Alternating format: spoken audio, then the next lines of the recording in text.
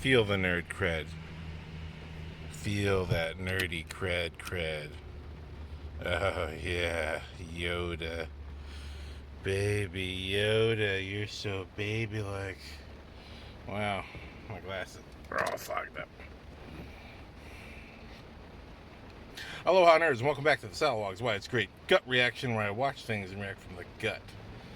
So, I have a lot to catch up on, but let's just catch up with recent events. I just saw the movie I.S.S, and spoiler-free, I.S.S is about the American and Russian astronauts who are up in the International Space Station.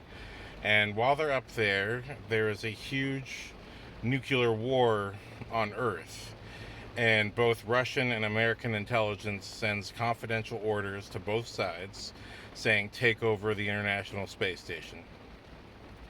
And, there ends up being like an important plot reason for this, and the performances overall are very good.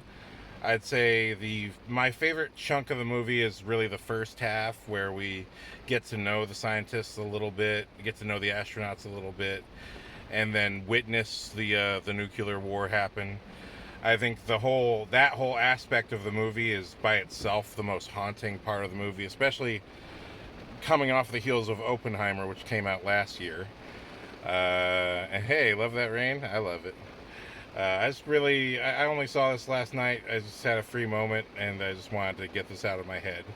I do think the first half of the movie is the strongest, but in that half is where there are some important mistakes that are made. I feel like if they didn't make those mistakes, we'd have a much stronger second half of the film. Because once we get into the Russians and the Americans taking on each other, we kind of get into this hairy ground of what I feel like when I watch movies today is like the writer or the director or the studio trying to split the difference to make everyone seem like a hero and make everyone seem kind of like either good or bad, and to make things feel even. And I just get really tired of that. When you do that, you have less distinctive characters. I think the characters feel somewhat distinct amongst each other in the first half, and then the second half kind of fall into these horror movie tropes, or these war movie tropes that we've seen before so many times. And I think the main actress, although she's a good actress, they really didn't give her enough to do to define her as the main actress. She really didn't have enough connection with anyone, nor with her own backstory to really latch on to anything. I really feel like, something's up today with Hollywood movies. I don't know what it is. Again, this feeling of the need to split the difference, to be now, I'm not trying to say being inclusive is a problem, but when the only defining character trait about your main character is that you learn that she's a lesbian, and it's not really a surprise, it's just like, okay. Anything else about the character you want to let me know about? I mean, it's not like the baggage of being gay is enough to know who this person is. That's an aspect of a person. That's not the entirety of a person. And so I just felt like we really could have gotten a lot more out of that particular character, the main character. Because there was some good personal stuff between some of the side characters. And I don't have anyone's name off the top of my head, but I know the leader of the Americans was, I believe he's from The Mindy Show. Fantastic actor, really did a great job. And the Russian actress was really great. She really had a lot of heart and soul that she brought to the film. And I thought, that's some good stuff. That's some really, really good material, with her just being the feeler of the movie. Because our main character is kind of cold, she's kind of cut off. You could say it's part of her character, but it kind of just feels like lazy writing at a certain point. Because I really feel like she needed more development. She was undercooked. And again, it feels archetypal. Like she's supposed to be the newcomer, the one who's fresh-faced and is experiencing everything for the first time. So you don't want to have too much for her, but at the same time, a main character still needs to have something going on that makes them the main character. So, spoiler-free, I do like the movie, again, the first half, and I think the second half, it just kind of falls apart because of what is missing in the first half, which is really proper character development for our main character, and even the supporting characters who end up battling it out across the movie. I think they just needed a little bit more development in the first half. We really could have spent 5 to 10 more minutes building them up, because their conflicts just really felt phony when we got to them, because they weren't built up properly. But other than that, I do think the tension, the visuals, fantastic. And really decide for yourself. You know, I mean, I'm the gut reaction here. I'm just reacting from the gut. But I'm not saying I'm the expert on you, and nor am I an expert on movies. I love movies, and I've studied them, but make up your own mind on this. But I just wanted to bring these things up because I'll have examples of what I'm talking about in the next section, the nerdy section, where I kind of get into the spoilers and bring up some examples from other movies. Because this podcast, the Why It's Great Gut Reaction, again, Why It's Great is in the name. The goal of this podcast is to be something for filmmakers, whether you're new or whether you're experienced, a sort of refresher about what we're trying to do when we're making movies. And it always comes down to what's your character, what's your story, or what's your reason for making the movie, because all of those things will dictate how the movie is experienced. And ultimately that's what a movie is. It's an experience for the audience. So that being said, spoiler free, again, I like the first half. I think the second half falls apart because the first half is missing some important elements. But also decide for yourself. You may enjoy it, but I'm going to talk about in the spoiler section other movies I think you should see, either before watching this or after watching it, that they may make you like the movie more or less. The goal is not for me to trash this movie, but just to talk about what this movie needed from my point of view. So, okay, here we go. Let's get nerdy. Okay, I'll admit I kind of screwed up here since I decided to do this in my car. My room is just not ready yet. I've been moving, so like all my videos, everything is a year behind, but I'll catch up eventually. But anyway, welcome to the nerdy mode, where we talk about the movie with spoilers, and I'm really going to refer to some other movies just to talk about what I felt this film needed. So if you've seen the movie, great, this is the part for you. And if you haven't seen the movie, again, make up your own mind, go see it yourself. You might completely disagree with me, and that's totally cool. By all means, disagree with me. But when it comes to what I felt this movie needed, again, the first major problem I felt this film had was that we didn't really know enough about our main character to feel anything about her. And although she has some connection to our surrounding characters, the Americans and the Russians, there's really not enough to grapple with and she doesn't have enough in the scenes where she can react to what they're doing and sort of feel something about it. And sorry, I'm holding my phone because I'm a dork. Just today, I'll be back on tripod next video. She didn't really have enough to grapple on to understand, A, who she is as a character, and B, you know, there wasn't enough of a connection with her and any of the other characters for there to be real impact once the violence started. I mean, yes, would the Russians make the first move after they see everything blow up, and they're both given the identical orders of taking over the International Space Station. And I think that's kind of lame too. I think both of them getting the exact identical orders, which may be real, maybe not, but I think kind of boring. Maybe one of them gets an order that's a bit more extreme, like, no, kill the Americans or something like that, just so you have some sense of tension beyond just. And then we have this whole overarching thing in the movie of once everything blows up down below, all of a sudden the International Space Station is sinking and it's going to eventually enter the atmosphere and burn up. which was not utilized nearly enough. They really don't use enough of the things that they set up in this movie. And there's a lot of seeming setups in the first act that feel abandoned. Like there's a gift that our main character gets from one of the other astronauts that's a little spaceship that has a tether made from the same tether that our things are made of. And I thought for sure, oh, this is a setup. She's going to go out on the space station and she's going to have that toy on her for some reason. And she's going to use the tether to save her life. Or for some reason in this movie, she'll need that tether to stay aboard and stay alive. Never used. Just, you brought it up. It's the same tether as we use outside. Just delete it.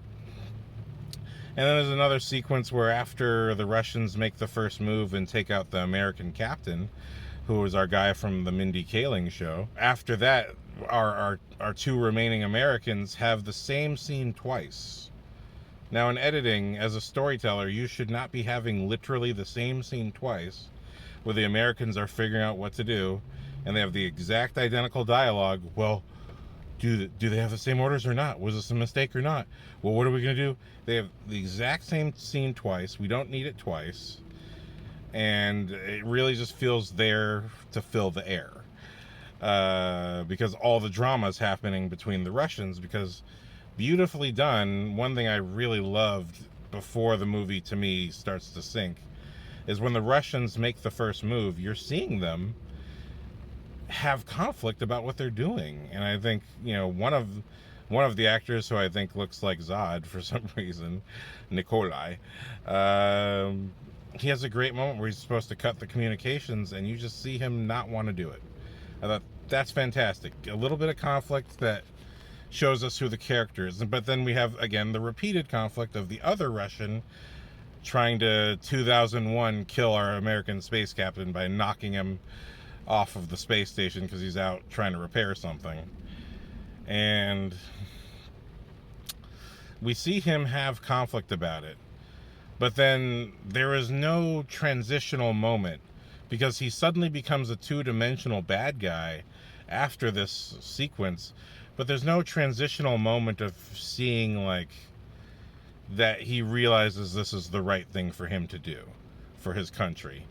There is a scene where he explains it, but you don't get to see the transformation. And now I'm not saying the director didn't get it, but I'm saying it's not being, if it was gotten, it wasn't used in the edit, and that's a problem. The movies are all about watching what people are going through, watching their emotional transformations across a story. That's what makes storytelling. I always go back to this, but when you look at Tobey Maguire's first Spider-Man, right? Uncle Ben dies. Does he just cry right away? No. Oh no, he does, but Uncle Ben dies. He starts crying, and then he hears the police radio say that the guy who killed Uncle Ben is just a few blocks away. And because at this point he's established that he knows how to use his powers, he runs off for revenge. But you see his transformation go from just the ugliest tears that made a meme that lasted for 10 years, the ugliest tears you've ever seen before, followed by a revelation like, wait a minute, the killer's only a few blocks away from me? And then turns from tears to revelation to anger. And then a decision, a mission. So even though he doesn't have any dialogue, Tobey Maguire communicates to you in a single shot all of the emotional journey you need to understand of what's happening to him. It's not about the crying. It's about, this is our emotional motivation for why he's angry, for why he's out for revenge, and now he's got information, and now he's going to make a decision about what he's doing. And so all of this storytelling is happening through his performance, and you get what's going on with him without any words having to be explained. And they do not have that moment for our two-dimensional bad guy, Russian, who even if he's doing it, it's not really in the cut. So we have a lot of these sort of empty holes where people transform and it feels like either the script is doing it or the edit is leaving something out that should be there. That would make, like, why would you do this? You guys were getting along just fine, and now you got the orders, and I get it. That's kind of the point of the movie, is like, should you always follow orders just because they're given to you? That's kind of part of the point of the movie. But those character moments are so important for why a character acts that way, and it's what gives you the tension. Because if you didn't know just how emotionally driven Tobey Maguire was to get revenge for the guy, for Uncle Ben, then there would be no tension when he actually goes on his first swing, and and then the emotional shift of, oh my God, now I'm swinging for the first time, and this is terrifying. This is crazy. But then when he actually gets caught up to the chase sequence and gets caught up to the guy, then he goes back to his anger. We're back to what we're doing. The emotional stakes never leave the scene, ever. And that's the beauty of Sam Raimi's directing. But when it comes to I.S.S., the emotional stakes are kind of haywire. They're kind of all over the place.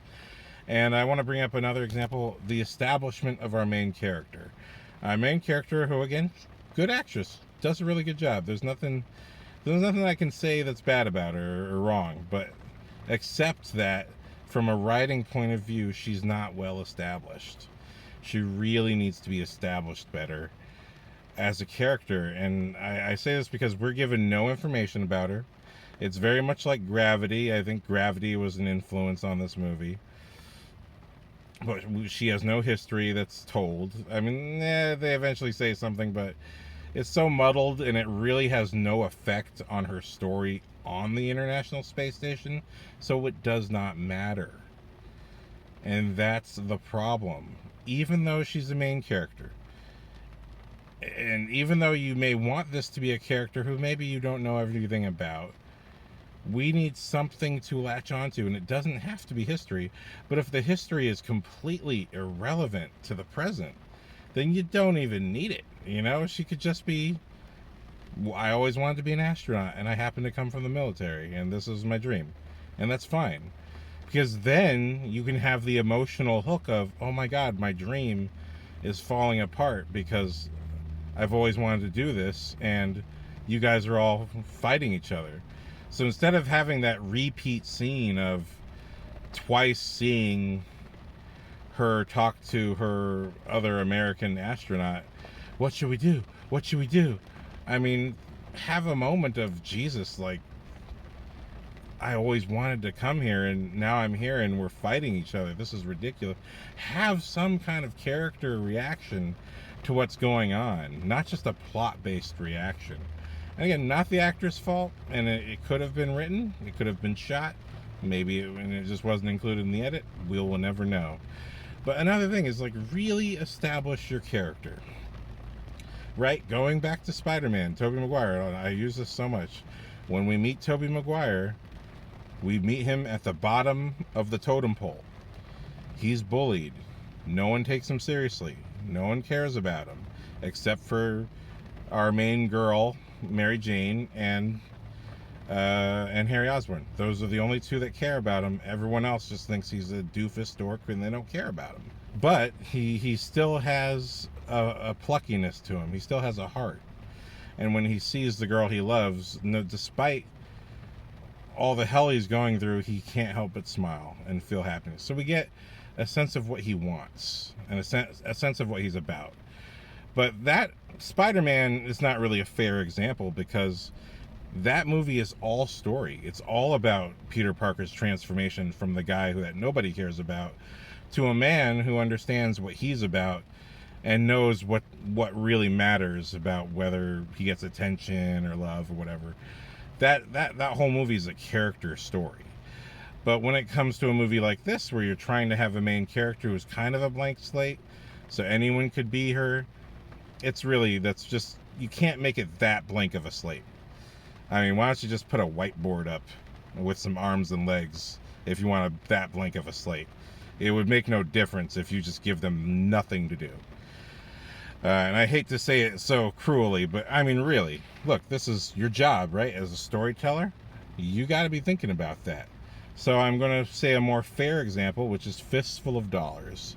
For those of you who don't know the Man with No Name trilogy, this is the trilogy that made Clint Eastwood the big name that he is, directed by Sergio Leone. And it all started with Fistful of Dollars. And the opening scene of that movie is Clint Eastwood riding a donkey into a creepy, seedy western town. The very first thing that happens when he enters the town, and again, now we don't know anything about Clint Eastwood's history. He never really talks about it throughout the movie, but this opening establishes who he is as a character. So he enters the town, and this first group of people that greets him start laughing at him for riding a donkey, and then start shooting at the ground, scaring his donkey, and he hops off the donkey and comes over and talks to them and says, you know, my donkey don't like you laughing. And that makes everyone stop laughing, because you can tell Clint Eastwood is pissed off. But everyone can't help but have a little smile because he just keeps talking about this donkey. You know, my donkey thinks that if you're laughing at him. You know what I mean? So he has this whole speech about how they're offending the donkey and they need to apologize. And what does this establish about Clint Eastwood's character? A, he's not afraid of these men. B, he has an incredible sense of humor. And C, he's got something going on with him underneath the surface that, you know, is boiling up, that's about to occur. And when he asks the men to apologize and they don't, it ends in a shootout where he shoots every single one of them and they all fall down dead. Now, I'm not saying that our main character needs to be introduced in some kind of fight scene, but there's so much setup for her being in the Marines, which is kind of like, this is kind of a very extreme section of the military, right? So there's all this setup for her military experience, and yet we don't see any of it. We don't see her strategize. We don't see her think. We don't see her take command of any situation ever. She's always just kind of reacting to things like everybody else is. And the only time she sort of takes command is when she's told to by somebody else. And so we need an introduction to her character, or some kind of moment where we see how she reacts to trouble or to situations. And really all we get is, wow, I'm in the International Space Station. That's it. Like, we do not get an establishment of who she is as a character amongst the other characters. And even all the other characters, there is just sort of genericness about them. They are not distinct from each other in any particular way, except for our lead Russian female, who is just fantastic, who is emotional and fun, and she's a real live wire. You know, all of our characters feel stock, and they do feel like mirrors of each other. You know, we have the two sort of friendly Russian and the friendly American, who both end up being, spoiler alert, they both end up being the killers. They both end up being the scary people. But they're so friendly, and I'm not saying that you can't have a twist or surprises, but there's just not enough build-up and not enough of a sense of their character where you feel like their transition feels organic to the situation. And I really feel like, and then when they bring the American back after trying to kill him, Captain Mindy Kaling, and that's not Mindy, but you know, he's from Mindy. And when they bring him back, although it's a nice scene and I like it, they immediately kill him. And I just feel like I get the symbolism, but it really deflates the tension when you bring someone back who we thought was dead just to kill him 5 seconds later. It's a really, I don't know what you're trying to do here.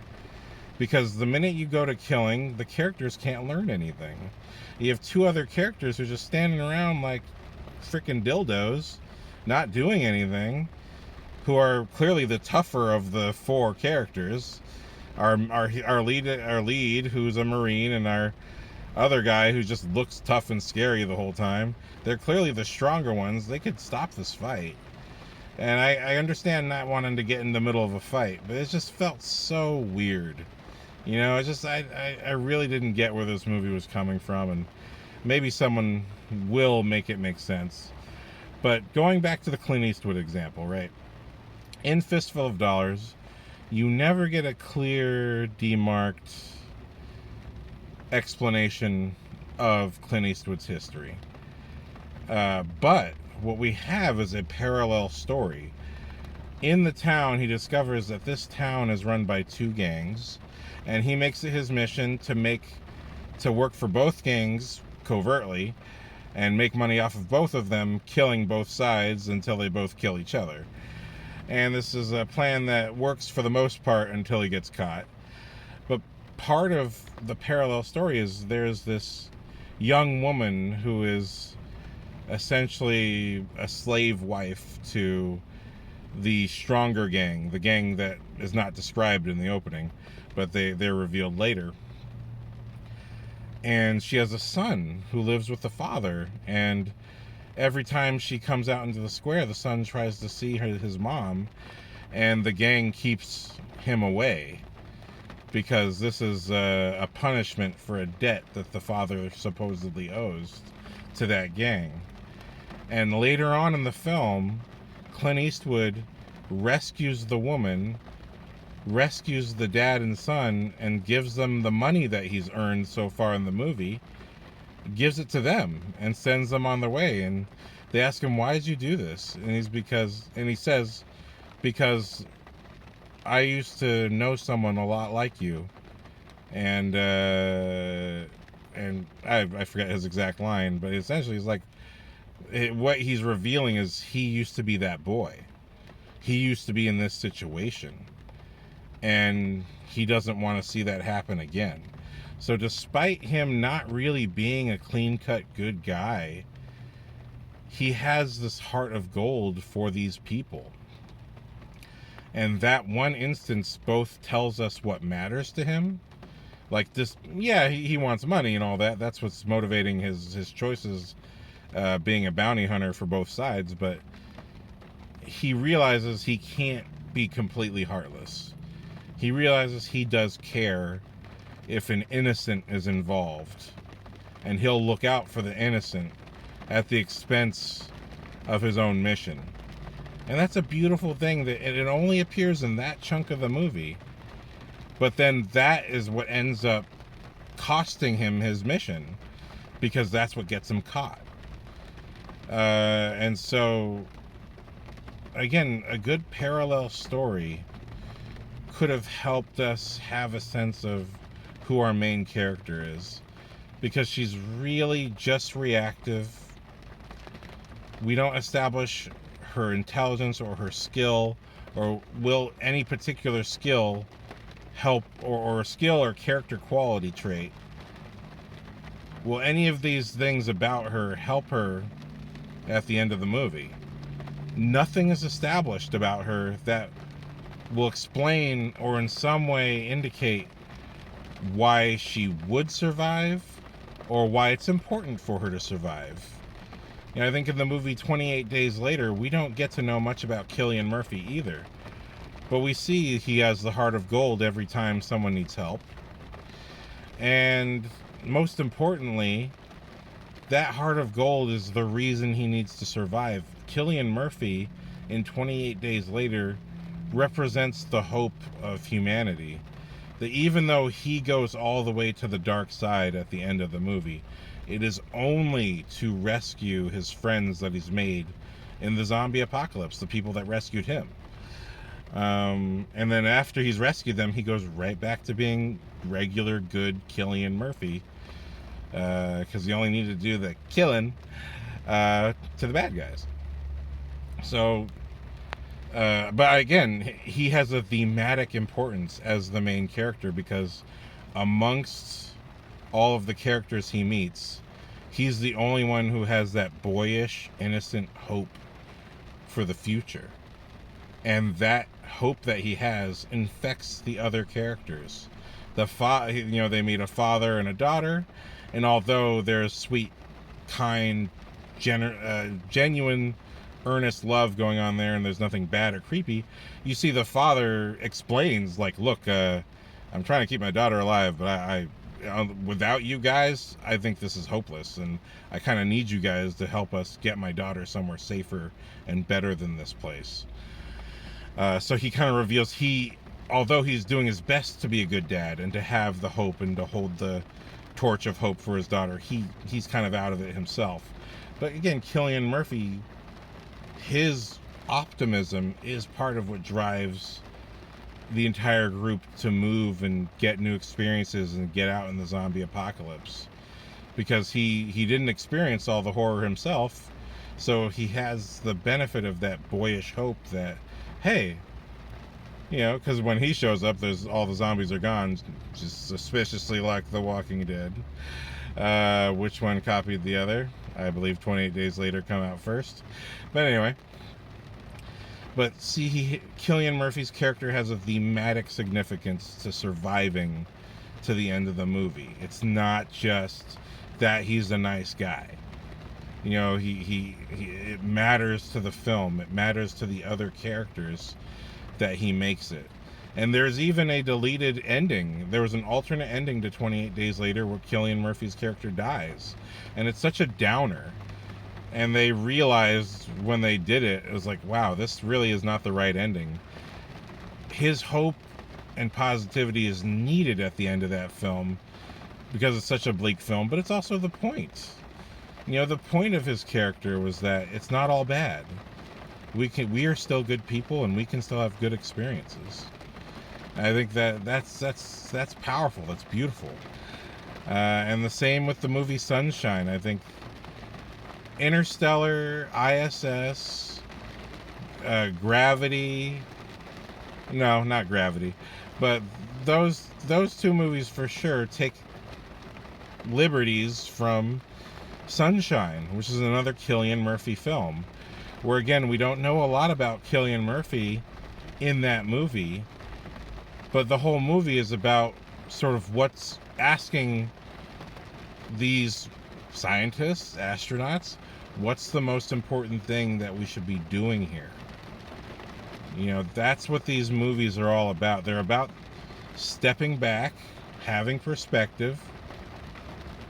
What is the most important thing that we should be doing here? And I feel I.S.S., because of lack of clear-cut characters, again, I feel it's this weird goal to split the difference and not offend anybody. There's you gotta have some offense. You have to have some perspective. You can't just be, we should all get along. It cannot be that. You have to have some point of view that's distinct, and it might be a little bit edgy, but that's what builds the tension and gets the audience to feel something for the characters, because you understand where these people are coming from. In Fistful of Dollars, we know that Clint Eastwood's a cold person, and he can kill anybody, but we learn from the parallel storytelling that he does have a heart of gold, that he does care about, at the very least, innocent people who shouldn't be in trouble. You know what I mean? We learn something about him, even though that's not his mission in the movie. We learn that he has this trait beneath his skullduggery. And in Spider-Man, every scene is about learning who this character is and where he's going to go. Because Spider-Man himself has a dip into selfishness, which is what leads to the death of Uncle Ben, which makes his lesson. 28 Days Later, we, again, don't know much about the main character, but we know everything about him and how he reacts to everything that happens, and how he tries to shift the events of the story based on his point of view. And none of that really occurs with our main character of this movie. She has a butch haircut, and it's learned that she's a lesbian, and that her girlfriend cheated on her. Wow. What does that have to do with anything happening in I.S.S? Nothing. Absolutely nothing. You know? I mean, yes, there's the betrayal of the Russians, but you barely know these people. There's not the same level of personal connection there. You know, I really feel like this movie needs to watch those other movies and then come back and try again. You know what I mean? I don't want to knock the director or knock the studio or whatever, but this is, looking at this movie, I can't help but feel this way. I feel like you know, you filmmakers out there, you gotta watch Fistful of Dollars. You gotta understand, if you want a blank slate main character, that's just not the correct way to do it. Even in Hellboy, right? Hellboy, directed by Guillermo del Toro, one of the best, right? And that's who I look at. I don't look at some director whose name I don't know. I look at who's my influences. Who are the filmmakers who I want to make movies like? And who do I feel is also really best represents the goal and the ability and the gift of storytelling? And for me, Sam Raimi, Sergio Leone, Guillermo del Toro, I mean, these filmmakers know how to do it. And so when you look at Hellboy and our main character, who, again, we don't know much about, but we see everything in his performance, that he's a very innocent, kind person. And we do get some exposition on his background, but it only is there to reinforce that, hey, he is a good, earnest person who has that Cillian Murphy-like hopefulness, that boyish hopefulness and sense of honor and respect that Hellboy as a character needs, because Hellboy is kind of a lazy asshole and is kind of scared to be a man and say what he really thinks. And that's not really a problem for our main character, who's a bit of a blank slate, but not really. He is the man who's pure of heart. And that purity of heart is what Hellboy needs to grow up. And that's why he's hired for that position. So, you know, it's not enough just to say, oh, good person, nice. Nice, good person. Lesbians are nice too. You know? That's not enough. That's not a character trait. You know what I mean? That's just character background. You got the difference between a character trait and a character background is what affects the movie that you're watching now. If the character background does not affect the movie that you're watching now, nobody cares. The audience will not leave with it. Again, like the X-Men Apocalypse, the only thing the audience gets to leave that movie with is, oh, that's how Professor X went bald. You know? Or on this movie, oh, so the lady with the butch haircut is a lesbian. I'm not surprised. I also don't care. Her being a lesbian does not tell me anything about her herself. You know, because some gay people don't have problems with their family, and some do. But we don't know, and it doesn't matter. She's not running from the family. She's just running from a failed relationship. So anyway, that's what I had to say. Go see it for yourself. Make up your own mind. But check out these movies that I'm recommending and learn from them. And it'll help you make your movies, or at least understand what makes movies work. Thank you very much for watching. Aloha. Take care.